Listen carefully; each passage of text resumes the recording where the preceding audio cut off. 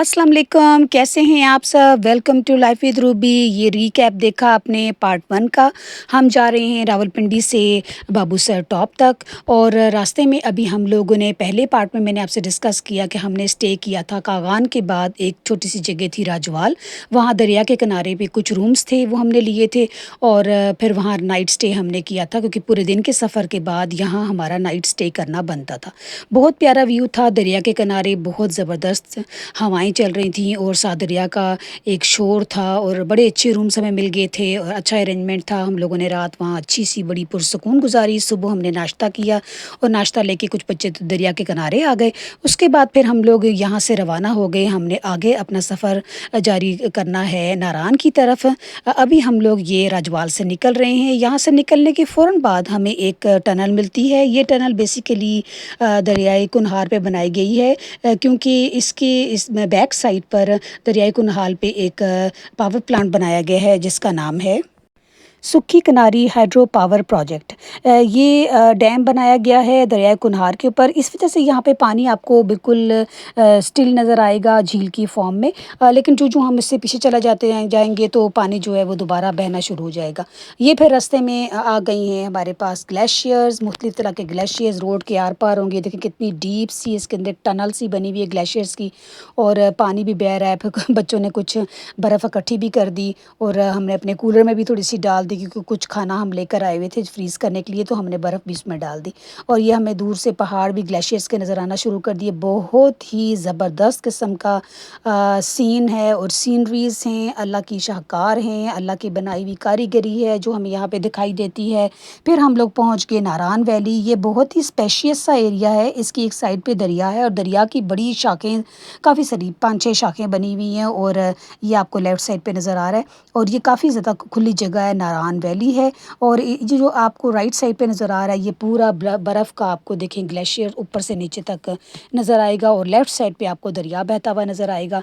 इन glaciers में लोगों ने अपने सोर्स ऑफ इनकम के लिए इस तरह बनाए हुए स्लाइड्स बनाई हुई हैं। 20-30 रुपए लेते हैं बच्चों से और उसके बाद उनको वो ऊपर से नीचे तक स्लाइड करके लाते हैं। वो भी एक थोड़ा सा अच्छा एक्सपीरियंस होता है। दरियाए कुनहार का व्यू देखिए आप, बहुत ठंडा यख पानी, बड़ा मज़ा यहाँ पे आ रहा था। हल्की-हल्की आसमान से सूरज की गर्माइश थी और नीचे पानी की ठंडक और हवाएँ थीं और बहुत ही प्यारा व्यू था।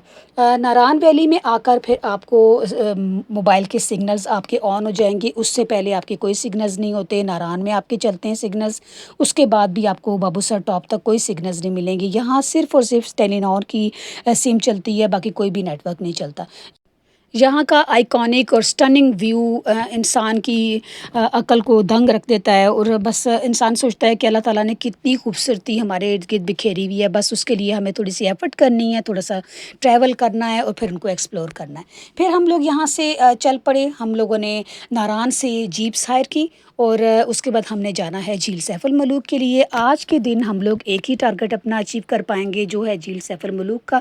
यहाँ आएँ तो आपको एक दिन में एक ही चीज़ को आप कवर कर पाते हैं ताकि अच्छी तरीके से आप उसको एंजॉय भी कर सकें।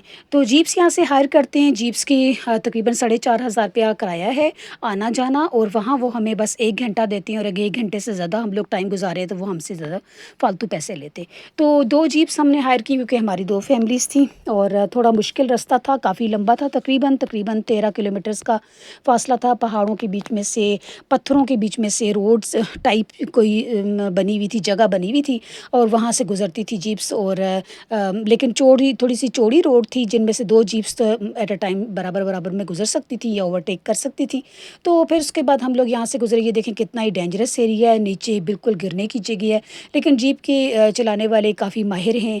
तो हिलते-हिलते हम लोग वहाँ पहुँच गए। रास्ते में ये कुछ ग्लेशियर्स रास्ते में भी नज़र आए और दूर से हमें मलिका पर्वत भी नज़र आएगी जो आपको थोड़ी देर में दिखाएँगे। तो बस हम उसके बाद फिर झील सैफ़ुल मलूक पहुँच गए। तकरीबन हमें आधा घंटा या 35 मिनट्स लगे वहाँ पहुँचने में क्योंकि 13 किलोमीटर्स का फ़ासला था, लेकिन रोड बहुत ख़राब थी। तो कुछ लोग अपनी गाड़ियाँ भी लेकर आए हुए थे, लेकिन ये रिकमेंड नहीं करना चाहिए क्योंकि अपनी गाड़ियाँ वहाँ पे ख़राब होती हैं, नीचे लगती हैं। तो जीप्स चूँकि या इस इलाके के लिए स्पेशलिटी है, जीप्स पे जाना ज़्यादा अच्छा है।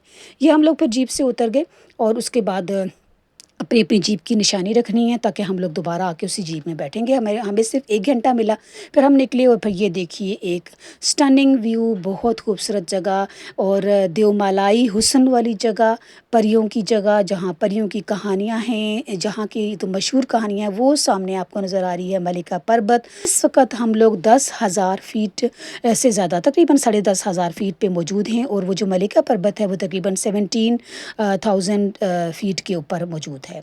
तो यहाँ ये देखिए आप, कितना प्यारा व्यू है। यहाँ बच्चे उतरे, यहाँ घुड़सवारी की भी सहूलत है, यहाँ पे बोटिंग की भी है। बहुत अच्छे स्टॉल्स लगे हुए हैं, खाने पीने की हर चीज़ यहाँ पे मिल रही है, बड़ी इकनॉमिकल प्राइसेस हैं, वॉशरूम की सहूलत भी है, कोई यहाँ मसला नहीं होता। लेकिन टाइम कम होता है, वो हमें बहुत कम टाइम देते हैं जिस पर हमें यहाँ पे बस हमें जल्दी जल्दी सब चीज़ों को एंजॉय करना होता है। झील का पानी इतना मुख्तलिफ था कि अपने कलर्स चेंज कर रहा था, कभी ब्राउन, कभी ग्रीन, कभी येलो, और कभी जो है वो ब्लू हो रहा था। डिफरेंट तरह की शेप्स और शेड्स इस झील के पानी की आ रही थी। तो माशाल्लाह बहुत खूबसूरत चीज़ अल्लाह ताला ने वाकई हुस्न जो होता है वो छुपा के कहीं रखा होता है, और उसको लिए कुछ एफ़र्ट करनी पड़ती है हुस्न को पाने के लिए, और अल्लाह ताला की शाहकार को, कारीगरी को देखने के लिए हमें कुछ ना कुछ एफ़र्ट करनी पड़ेगी, थोड़ा दूर आना पड़ेगा।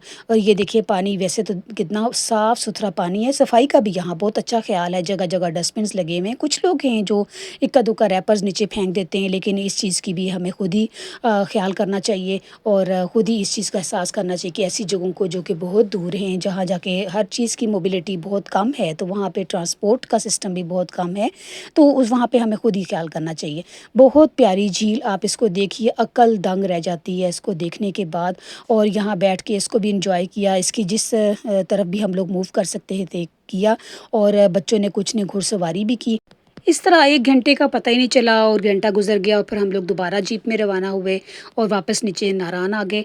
नारान बाज़ार में बस हम थोड़ी देर रुके, वहाँ से हमने रोटियां ली, हमारे पास खाना था अपना, और फिर वहाँ से हम आगे रवाना हो गए। आगे हम लोग बटागंडी की तरफ चल पड़े। रास्ते में हम लोगों ने बहुत ही प्यारा सा व्यू देखा, और वहाँ बैठ के खाना दिन का खा लिया। ग्लेशियर्स और प्यारे प्यारे स्पॉट्स को रास्ते में इंजॉय करते रहे। किसी किसी जगह पे पानी में उतर गए, वहाँ बच्चे पानी में हाथ पाँव मारने लगे, एंजॉय किया ठंडे पानी को और ग्लेशियर्स को भी। और फिर उसके बाद एक जगह पे बैठ के खाना खाया, और फिर दोबारा हम लोग बटागंडी की तरफ रवाना हो गए। नारान के बाद व्यूज़ आपको बताऊं कि नारान के बाद बहुत प्यारे प्यारे व्यूज़ आते हैं, बहुत प्यारी प्यारी जगह आती हैं, और वो नारान के बाद का जो हुस्न है पहाड़ी इलाके का, वो आपको किसी और जगह नहीं दिखाई देगा।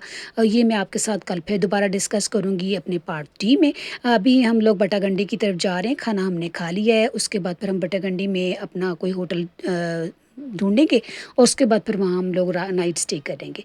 रास्ते में इस तरह से बहुत से जानवरों के रेवड़ दिखाई देते हैं, जिसमें बकरियाँ और भेड़ें वगैरह हैं। पहाड़ी इलाकों के जो एनिमल्स होते हैं उनकी साख्त और तरह की होती है, उनके जिस्म पे बड़े बड़े बाल होते हैं। मैंने यहाँ एक कौवा भी देखा, जो कि उसके भी बड़े बड़े जो बाल नुमा पर थे। अच्छे होटल की सिलेक्शन, मुनासिब होटल की सिलेक्शन बहुत ज़रूरी चीज़ होती है, वरना यहाँ तो हम लोग चूँकि आए थे वीकडेज़ में, इसलिए मुनासिब किराए पे हमें मिल गया था, वरना वीकेंड पे यहाँ पे बहुत ज़्यादा किराया होता है।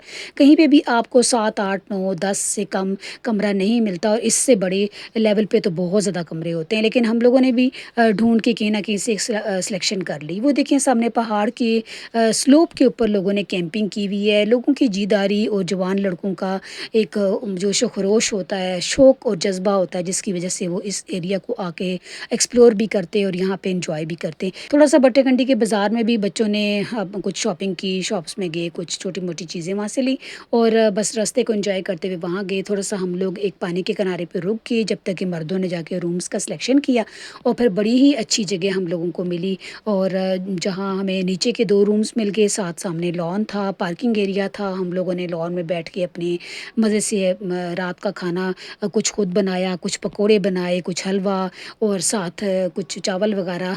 हम लोगों का डिनर बहुत ही ज़बरदस्त हो गया।